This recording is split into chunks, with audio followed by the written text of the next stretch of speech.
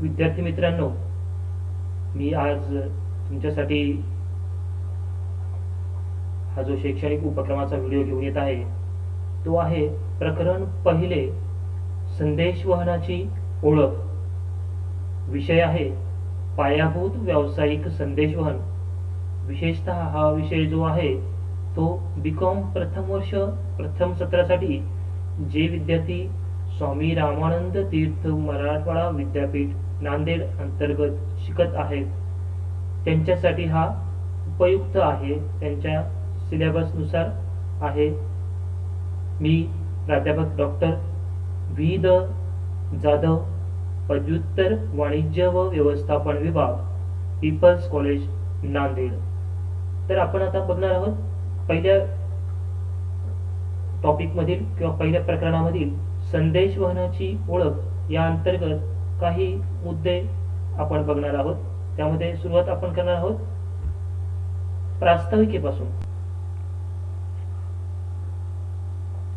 आज संदेशवहन शास्त्राचे अध्ययन हे मानवी वर्तनाच्या, परस्पर संबंधाच्या व व्यवहाराच्या आकलनाच्या संदर्भातील पायाभूत महत्त्वाचे अध्ययन ठरून पाहत आहेत.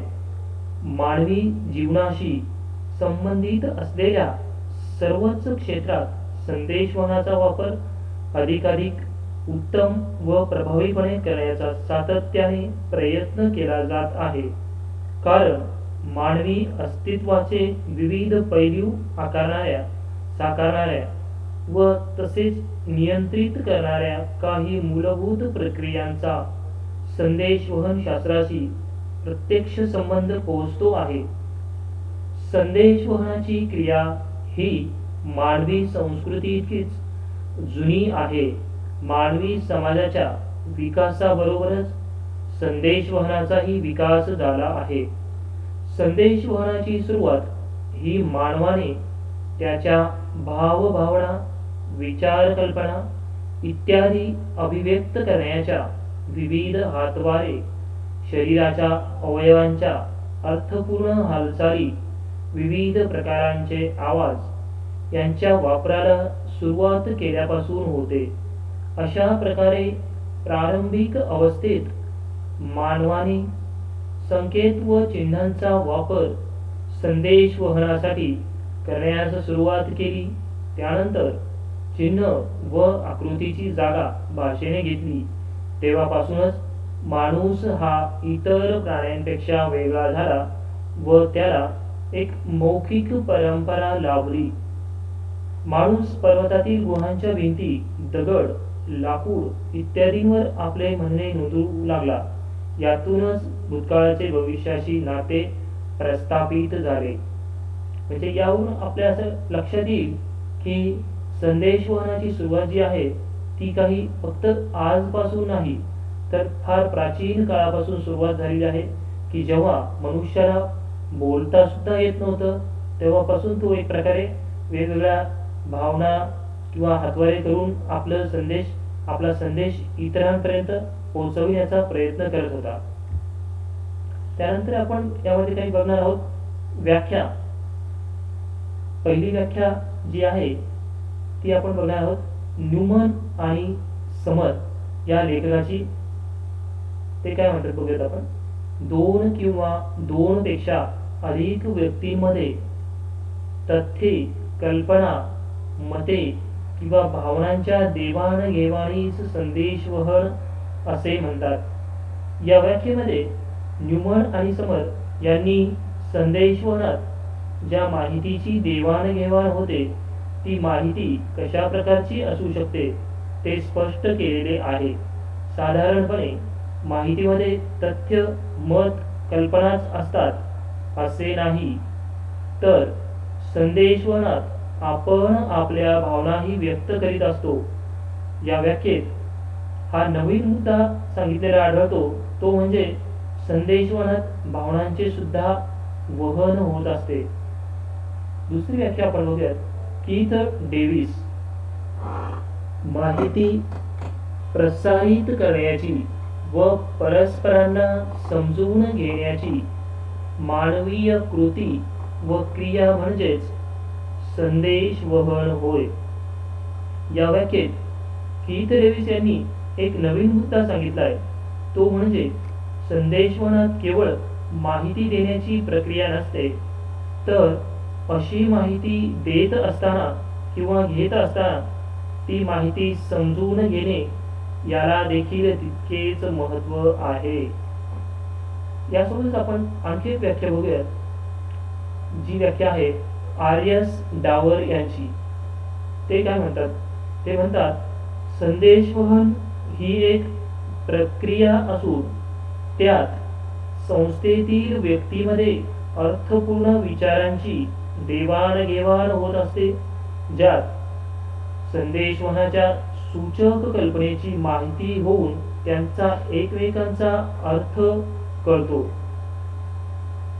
या पद्धतीने अन्य व्याख्याही अन्य लेखकांनी व्यक्त केलेल्या आहेत.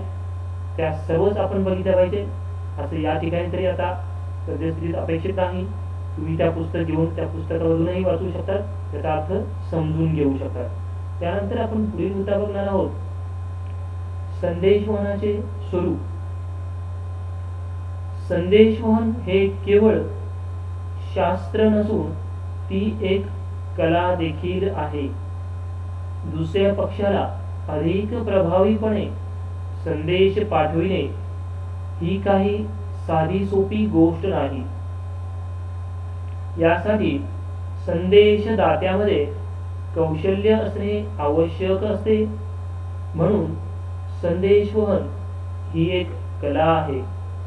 त्याचप्रमाणे संदेशवहन हे शास्त्र देखील आहे, कारण जेव्हा केव्हा आपणास एखाद्या संदेशाचे वहन करावयाचे असते, तेव्हा ते संदेशवहन एखाद्या तांत्रिक तत्वानुसार करावे लागते. त्यासाठी ती तत्वे पद्धतशीरपणे समजून घ्यावी लागतात. तसेच त्या तत्वांचे व्यवस्थितपणे पालनही करावे लागते. मानवी संदेशाला कला म्हणून मानलं जातं, जी प्रत्यक्षात अंमलात आणावी लागते. ही कला प्रामुख्याने भाषणाच्या, पत्रकारितेच्या, जाहिरातीच्या आणि शैक्षणिक विपणन आणि प्रक्षेपणाच्या क्षेत्रात वापरावी लागते.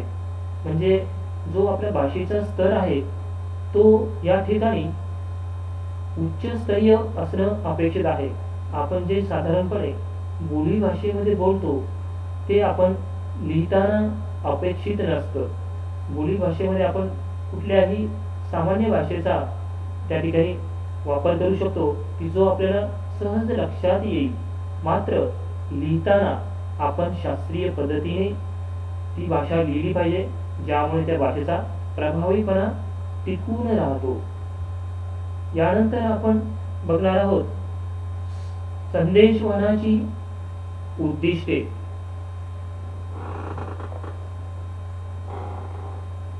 व्यवसायाचे संचालन करण्याकरिता तसेच व्यवसायाशी संबंधित सर्व निर्णय घेण्याकरिता प्रत्येक व्यावसायिकाला विविध प्रकारची माहिती लागत असते.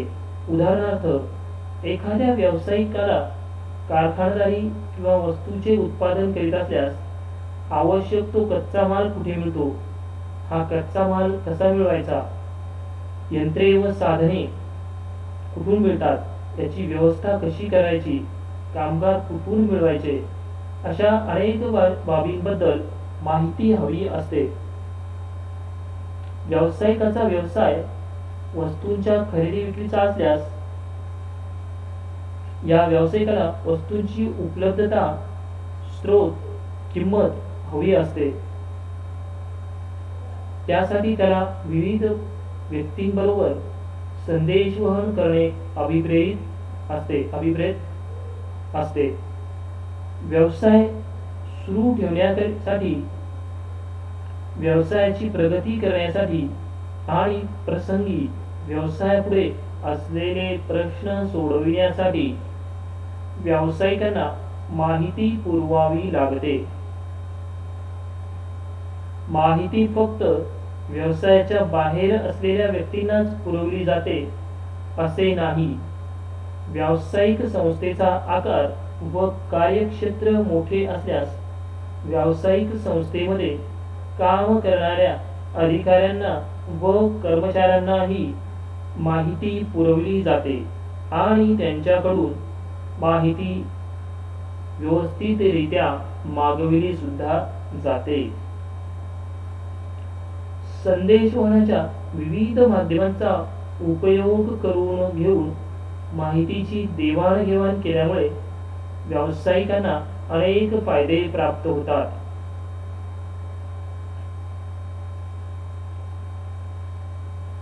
हे फायदे व्यवसायाच्या दृष्टिकोनातून अत्यंत महत्त्वाचे असतात.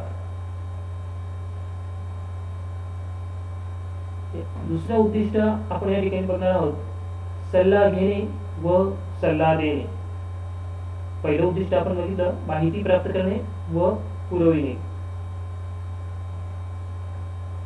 सल्ला घेणे व सल्ला देणे हे व्यावसायिक संदेशवहनाचे दुसरे महत्त्वाचे उद्दिष्ट आहे. अनेकदा व्यावसायिकांना पुरेसा अनुभव नसतो. विशिष्ट परिस्थितीमध्ये काय करावे हे न सुचल्यामुळे ते गोंधळलेले असतात. काही वेळेस अनेक पर्याय असतात, त्यापैकी कोणता पर्याय निवडावा हे व्यावसायिकांना समजत नाही. काही वेळेस व्यावसायिकांना वातावरणातील अनिश्चिततेमुळे कुठला निर्णय घ्यावा हे लवकर समजत नाही. कोणते कार्य करावे, कोणता पर्याय स्वीकारावा हे लक्षात येत नाही. अशा परिस्थितीत ते योग्य अनुभवी व तज्ञ व्यक्तींचा सल्ला घेतात. काही वेळेस व्यवसायाशी प्रत्यक्षपणे किंवा अप्रत्यक्षपणे संबंधित असलेल्या व्यक्ती व्यावसायिकांना सल्ला देतात.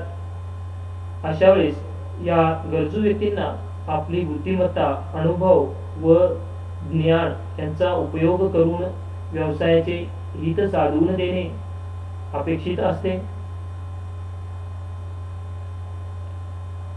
सल्ला म्हणजे काय हे नेमकेपणाने सांगणे अत्यंत किचकट आहे. सल्ला हे विशिष्ट परिस्थितीमध्ये काय करावे, कसे करावे याबाबतीत एखाद्या ज्ञानी अनुभवी व्यक्तीने विशिष्ट प्रश्नांची जाणीव असलेल्या व संबंधित व्यक्तीबद्दल आस्था असलेल्या व्यक्तीकडून विचारपूर्वक व्यक्त करण्यात आलेले मत होय. जसं की आपण बघतो की बऱ्याचदा विद्यार्थी ग्रॅज्युएशन होत असताना शिक्षकांना किंवा प्राध्यापकांना तो सल्ला विचारत असतो, सर आता पुढे काय करू, ग्रॅज्युएशन होत आले, मी सध्या कन्फ्यूज आहे, पुढे काय करावं त्याबद्दल तुम्ही काय मला सल्ला द्या. मग त्या ठिकाणी शिक्षक त्याला सल्ला देतात. कारण का तर शिक्षकांविषयी त्याला आदर असतो. शिक्षक अनुभवी असतात, ज्ञानी असतात.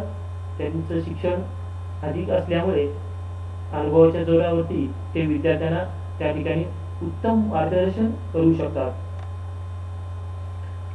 त्याचप्रमाणे संबंधित व्यक्तीने हा सल्ला स्वीकारल्यास त्या व्यक्तीचे विचार, निर्णय, व्यवहार आणि वागणूक प्रभावित होऊ शकते. सल्ला हे सल्ला देणाऱ्या व्यक्तीचे मत असते. त्यामुळे सल्ला व्यक्तिनिष्ठ किंवा व्यक्तिगत स्वरूपाचा असतो. माहिती वास्तविक किंवा वस्तुनिष्ठ असते तर सल्ला व्यक्तिनिष्ठ किंवा व्यक्तिगत स्वरूपाचा असतो. माहिती निर्णय प्रक्रियेला सहाय्य करते तर सल्ला निर्णय प्रक्रियेला निश्चित दिशा दाखवितो. माहितीचा प्रवास सर्व दिशांनी घडून येतो, पण सल्ल्याच्या बाबतीत परिस्थिती वेगळी असते.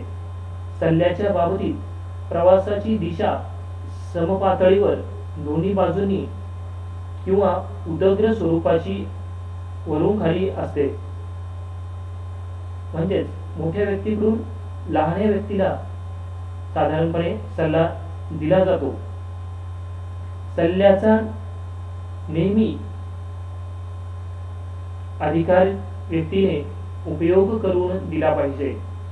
जी व्यक्ती सल्ला मागते त्या व्यक्तीचे स्वातंत्र्य नेहमी कायम राहते.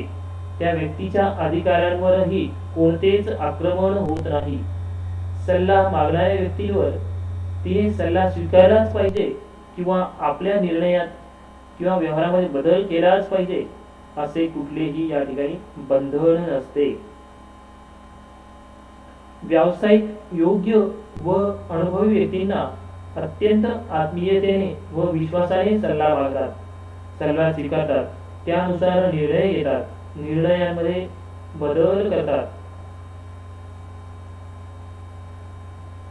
त्यानंतर आपण तिसरा मुद्दा बघणार आहोत, आदेश देणे. प्रत्येक व्यवसायाचे यश हे काही प्रमाणात त्या व्यवसायाचे व्यवस्थापन कसे केले जाते यावर अवलंबून असते. व्यवसायाचे व्यवस्थापन करण्यासाठी विविध कार्ये केली जातात. या कार्यांमध्ये संचालन या कार्याला विशेष महत्त्व आहे. संचालन हे आदेश देण्याचेच कार्य होय.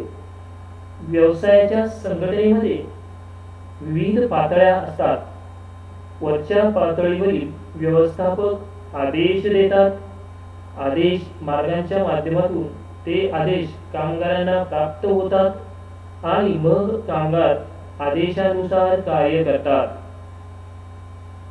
आदेश देण्याची क्रिया व्यावसायिक संघटनेमध्ये वरून खाली असते. आदेश लेखी किंवा तोंडी दिले जाऊ शकतात. पुढे नमूद केलेल्या परिस्थितीमध्ये आदेश हे लेखी स्वरूपात असणं अपेक्षित असतं किंवा त्या लेखी स्वरूपातच ते आदेश दिले गेले पाहिजे, म्हणजेच त्याचा प्रभावीपणा टिकून राहतो, त्याला महत्त्व प्राप्त होते. अशी कुठली परिस्थिती असेल ते आपण बघूया. नंबर 1, विशिष्ट कार्यांच्या संदर्भात सहाय्यकांची जबाबदारी निश्चित करावयाची असल्यास. नंबर 2, कार्य त्या संदर्भात कामगार व पर्यवेक्षकांची जबाबदारी, कार्याची निष्पत्ती, अपयश आल्यास अपयशाची कारणे इत्यादी बाबींबद्दल कार्यालयात रेकॉर्ड तयार करायचा असल्यास. नंबर 3, सहाय्यकांना सोपविण्यात आलेले कार्य नैमित्तिक असल्यास. नंबर 4, सहाय्यकांना विशिष्ट कार्याची कायम जबाबदारी सोपवायची असल्यास. नंबर 5, सहाय्यकांना आदेश देण्यासाठी विशिष्ट फॉर्मचा किंवा नमुन्याचा प्रयोग करावयाचा असल्यास. या पद्धतीने लेखी आदेश या परिस्थितीमध्ये दिले जातात. तर मग तोंडी आदेश कधी दिले जातात? तोंडी आदेश पुढील कारणांमुळे दिले जातात किंवा पुढील परिस्थितीमध्ये दिले जातात.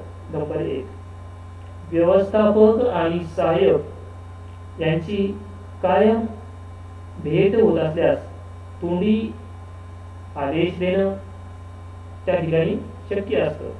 नंबर 2, सहाय्यकांना कायम स्वरूपाचे काम सोपवायचे नसेल, सहाय्यकांना सोपविण्यात आलेल्या कामाचे स्वरूप वेळोवेळी बदलते असेल, म्हणजे सारखं काम द्यायची गरज नाही किंवा नैमित्तिक कधीतरी द्यावं लागतं किंवा ते बदलत राहतं, अशा वेळेस प्रत्येक वेळेस लेखी आदेश काढणं त्या ठिकाणी संयुक्तिक ठरत नाही. नंबर 3, जेव्हा सहाय्यकांना सोपविण्यात आलेले काम त्यांनी तातडीने करावयाचे असेल, म्हणजे अशा परिस्थितीत लेखी आदेश दिल्यानंतर तो सर्क्युलेट होण्यासाठी, त्यांच्यापर्यंत जाण्यासाठी वेळ लागतो, म्हणून तोंडी संदेश दिला की पटकन त्या ठिकाणी इमर्जन्सी मीटिंग त्या ठिकाणी घेता येऊ शकते. नंबर 4, सहाय्यकांना सोपविण्यात आलेल्या कामाबद्दल रेकॉर्ड तयार करण्याची गरज नसेल, अशा वेळेसही तोंडी संदेश दिला जातो. नंबर 5, व्यवस्थापक आणि त्यांचे सहाय्यक यांचे संबंध विश्वासाचे व निष्ठेचे असल्यास. नंबर 6, व्यावसायिक संघटनेचा आकार लहान, कार्यक्षेत्र मर्यादित आणि कर्मचाऱ्यांची संख्या मोजकी असल्यास. नंबर 7, ग्राहकांची संख्या मोजकी असल्यास आणि व्यवसायामध्ये कोणत्याही प्रकारची गुंतागुंत नसल्यास. अशा परिस्थितीमध्ये तोंडी आदेश त्या ठिकाणी दिले जातात. नंबर 14 आपण उद्दिष्ट बघणार आहोत. सूचना करणे. सूचना करणे हे व्यवस्थापकीय संदेशवहनाचे एक उद्दिष्ट आहे. सूचनेचा प्रवास कोणत्याही दिशेने होऊ शकतो. व्यावसायिक त्यांच्या अधिकाऱ्यांना व कर्मचाऱ्यांना सूचना करू शकतात. हे संदेशवहन वरून खाली जाणारे असे असते. व्यावसायिक परस्परांना सूचना करू शकतात. विशिष्ट वातावरणामध्ये कर्मचारी सुद्धा त्यांच्या अधिकाऱ्यांना सूचना करू शकतात. सूचना व आदेश यामध्ये भिन्नता आहे. आदेश देणारी व्यक्ती श्रेष्ठ असते, अधिकारी असते, विशिष्ट स्थानावर कार्य करणारी अशी असते. आदेशामध्ये निश्चितता असते. आदेश पाळले गेले नाहीत तर संबंधित व्यक्तींवर कार्यवाही होऊ शकते. सूचनांच्या बाबतीत मात्र असं झालंच पाहिजे किंवा असं होणार नाही. सूचना व सल्ला यामध्ये महत्त्वपूर्ण भिन्नता असते. सल्ला देणारी व्यक्ती विशेष ज्ञान अनुभवी असावी लागते. सूचना व सल्ला देणाऱ्या व्यक्तींची पातळी मात्र वेगवेगळी असते. अलीकडेच व्यावसायिक आणि औद्योगिक उपक्रमांमध्ये सहाय्यकांकडून सूचना मागविण्याची पद्धती प्रचलित झाली आहे. कारखान्यात वेगवेगळ्या विभागांमध्ये सूचना पेटी ठेवली जाते. कामगार त्यांच्या कामाबद्दल, कार्यपद्धतीत, ते हाताळत असलेल्या उपकरणांबद्दल, त्यांना हव्या असलेल्या सोयी सुविधा यांच्या बाबतीत जर काही सूचना असतील तर ते त्या सूचना पेटीमध्ये त्या सूचना टाकू शकतात आणि आपल्या सूचना वरिष्ठांपर्यंत पोहोचवण्याचा त्या ठिकाणी प्रयत्न करीत असतात. नंबर 5 या ठिकाणी आपण बघणार आहोत मन वळविणे, कन्व्हिन्स करणे. याबद्दल आपण बऱ्याचदा बघतो. एखाद्या व्यक्तीला एखादा निर्णय घ्यायचा असेल आणि त्याने चुकीचा घेतला असेल असं आपल्याला वाटत असेल, ती व्यक्ती आपल्या अत्यंत जवळची असेल तर आपण काय करतो, त्या व्यक्तीचं मत परिवर्तन करण्याचा प्रयत्न करतो. त्याला मत वळविणे असंही म्हणतो. त्याचं मत वळवण्यासाठी प्रयत्न करतो. त्यामध्ये आपण बघूया सविस्तर. समोरच्या व्यक्तीचे मन वळविण्याच्या क्रियेला व्यावसायिक संदेशवहनामध्ये विशेष महत्त्व आहे. ग्राहक हा प्रत्येक व्यवसायाचा मध्यबिंदू असतो.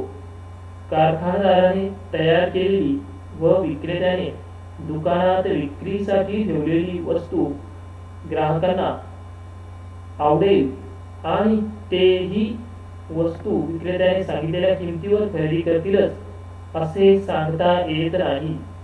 ग्राहकांना वस्तूंबद्दल माहिती द्यावी, त्यांचे लक्ष वस्तूकडे आकर्षित करावे, वस्तूंचे विविध गुण व वैशिष्ट्ये त्यांच्या लक्षात आणून द्यावीत आणि वस्तू खरेदीसाठी त्यांना प्रवृत्त करावे. याकरिता विशेष प्रयत्न करावे लागतात. हे प्रयत्न ग्राहकांचे मन वळविण्यासाठीच केले जातात.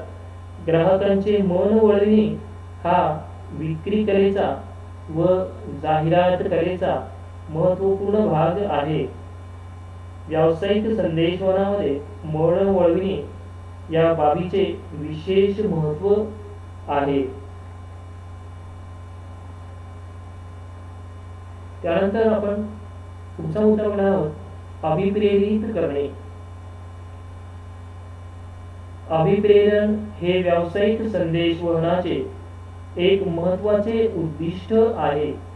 व्यावसायिकांना त्यांचे उद्दिष्ट साध्य करण्यासाठी एका बाजूने ग्राहकांना अभिप्रेरित करावे लागते व दुसऱ्या बाजूने कामगारांना व कर्मचाऱ्यांना अभिप्रेरित करावी लागते. व्यावसायिकांनी ग्राहकांना अभिप्रेरित करण्याचे प्रयत्न परिणामकारक ठरल्यास बाजारात वस्तूंकरिता मागणी निर्माण होते. व्यावसायिकांचे कामगारांना अभिप्रेरित करण्याचे प्रयत्न परिणामकारक ठरल्यास उत्पादनाचे कार्य अखंडपणे चालते व बाजारपेठेत वस्तूंचा पुरवठा सुरळीतपणे सुरू राहतो. अभिप्रेरण म्हणजे काय, ते कसे केले जाते, अभिप्रेरणेमुळे काय साध्य होते, हे आपण काही उदाहरणांवरून लक्षात घेऊयात.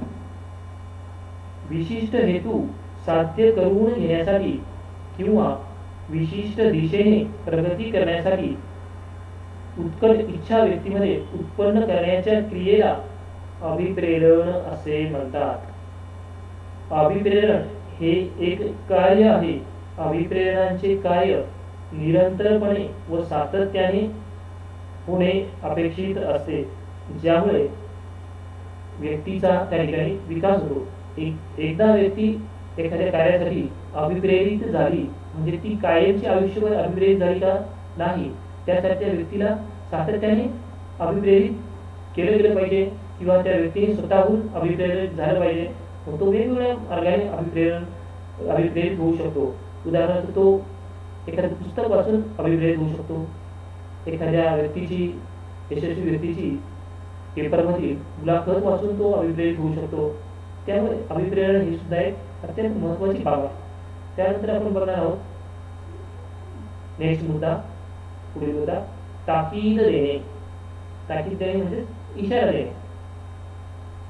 ताकीद देणे हे पण व्यावसायिक संदेशवहनाचे एक विशिष्ट उद्दिष्ट आहे. ताकीद ही सहायकांना, कर्मचाऱ्यांना किंवा कामगारांना दिली जाते. काही वेळेस कर्मचारी त्यांच्या कामाकडे जाणीवपूर्वक दुर्लक्ष करतात, आदेश टाळतात किंवा आदेश पाळण्याकरिता नकार देतात, सामग्रीची नासधूस करतात, यंत्रांना व्यवस्थितपणे हाताळत नाहीत, अपघात घडवून आणतात, वरिष्ठांशी किंवा सहकाऱ्यांशी गैरवर्तन करतात. अशा वेळेस अशा पद्धतीने वर्तणूक करणाऱ्या कर्मचाऱ्यांना वेळीच अशा प्रसंगांबद्दल ताकीद देणे किंवा इशारा देणे अत्यंत महत्त्वाचे असते, की ज्यामुळे त्यांचं मानसिक बल जे आहे ते नकारात्मक बाबींसाठी अधिक वाढू नये, हा त्यामागचा उद्देश असतो. ताकीद ही नेहमी वरिष्ठ अधिकाऱ्यांकडून सहायकांना किंवा कर्मचाऱ्यांना दिली जाते. म्हणजे ताकीद दिल्यामुळे ती व्यक्ती भविष्यात पुन्हा त्या संबंधित संस्थेचं नुकसान करणार नाही, यासाठी त्याला ती ताकीद दिली जाते. म्हणजे त्याने पुढे भविष्यात कुठल्याही अशा नकारात्मक बाबींकडे लक्ष देऊ नये किंवा अशा नकारात्मक बाबी संघटनेमध्ये घडवून आणू नये, की ज्यामुळे इतर व्यक्तींना सुद्धा त्याचा त्रास होईल. हा सुद्धा काय आहे, व्यावसायिक संस्थेमधील उद्दिष्ट आहे. त्यानंतर आपण बघणार आहोत नंबर 8, वाटाघाटी करणे. व्यवसायाचे संचालन करीत असताना अनेकदा वेगवेगळ्या कारणांसाठी विविध व्यक्तींबरोबर वाद उत्पन्न होतो. हा वाद दोन व्यावसायिकांमध्ये राहू शकतो, व्यावसायिक व मध्यस्थ यामध्ये राहू शकतो, व्यावसायिक व ग्राहक यामध्ये असू शकतो किंवा व्यावसायिक व कर्मचारी यामध्ये असू शकतो. वादाच्या दोन बाजू असतात. प्रत्येकच बाजू आपल्या भूमिकेवर महत्त्वपूर्ण असू शकते. त्यामुळे वाद अधिक चिघळू शकतो, वाद अधिक वाढू शकतो, त्यामधून मार्ग निघत नाही व त्यामुळे व्यावसायिकाचे नुकसान होते. अशा वेळेस वादाच्या दोन्ही बाजूंनी परस्परांची वाटाघाटी केल्यास दोन्ही पक्ष एकत्र येतात, आपली बाजू समोर ठेवतात, दुसऱ्यांची बाजू समजून घेतात.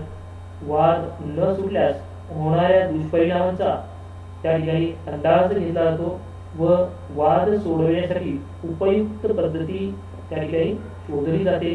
वादाच्या दोन्ही बाजूंनी सकारात्मक दृष्टीने विचार केल्यास त्या ठिकाणी वाटाघाटी हा एक महत्त्वपूर्ण त्या ठिकाणी तोडगा निघतो, म्हणजे ज्यामुळे काही बाबी आमच्याही मान्य असतील, काही बाबी तुमच्याही मान्य असतील, अशा पद्धतीने त्या ठिकाणी मार्ग काढला जातो, ज्यामुळे कुणाचंही नुकसान त्या ठिकाणी होण्याची शक्यता अत्यंत कमी होते. त्यानंतर आपण पुढचा मुद्दा बोलणार आहोत, प्रशिक्षण देणे. कर्मचाऱ्यांना प्रशिक्षण देणे हे व्यावसायिक संदेशवहनाचे एक अत्यंत महत्त्वाचे उद्दिष्ट मानले जाते. कर्मचाऱ्यांकडे सोपविलेले विशिष्ट कार्य त्यांना व्यवस्थितपणे करता यावे याकरिता आवश्यक असलेले विशेष ज्ञान त्यांना देण्याच्या पद्धतीला प्रशिक्षण असे म्हणतात. प्रशिक्षणाचा संबंध ज्ञानवृद्धी व कौशल्याचा विकास याच्याशी असतो. व्यवसायाचा प्रकार कोणताही असो, संघटनेचे स्वरूप कोणतेही असो, काम करणाऱ्या कर्मचाऱ्यांची संख्या कितीही असो, प्रत्येक उपक्रमामध्ये काम करणाऱ्या कर्मचाऱ्यांना प्रशिक्षण देणे आवश्यक असते. प्रशिक्षणाच्या विविध पद्धती प्रचलित आहेत. उदाहरणार्थ, कार्य करीत असताना देण्यात येणारे प्रशिक्षण, अनुभवी कामगारांकडून देण्यात येणारे प्रशिक्षण, पर्यवेक्षकांद्वारे देण्यात येणारे प्रशिक्षण, शिक्षार्थी प्रशिक्षण, म्हणजे शिकत असताना ऑटोमॅटिक त्या ठिकाणी त्याला एक प्रकारची ट्रेनिंग त्या ठिकाणी मिळत असते, म्हणजे तो प्रशिक्षित होत असतो. कर्मचाऱ्यांना रीतसर प्रशिक्षण दिल्यामुळे कर्मचाऱ्यांच्या कार्यक्षमतेमध्ये वाढ होते, त्यांच्या उत्पादकतेमध्ये वाढ होते, अपघातांचे प्रमाण कमी होते, निरीक्षणाची गरज राहत नाही, कर्मचाऱ्यांचे मनोधैर्य वाढते, संघटनेमधील स्थिरता कायम राहते, यंत्रे व सामग्रीचा व्यवस्थितपणे उपयोग करून घेतला जातो, व्यवसायापुढील अनेक समस्या सुटतात व व्यवसायाचा विस्तार अधिक चांगल्या पद्धतीने होतो. प्रशिक्षणामुळे व्यक्तीमधील कलागुणांना वाव मिळतो, व्यक्ती त्या वस्तू हाताळताना खबरदारी घेतो, त्याचा योग्य तो उपयोग करतो. या पद्धतीने ही सर्व उद्दिष्टे आपण या ठिकाणी बघितलेली आहेत. यानंतर आपण संदेशवहनाचे महत्त्व पुढील व्याख्यानामध्ये ऐकणार आहोत, किंवा पुढील याच्यामध्ये मी स्लाईडमध्ये किंवा पुढील व्हिडिओमध्ये ते आपल्याला समजावून सांगेल. धन्यवाद.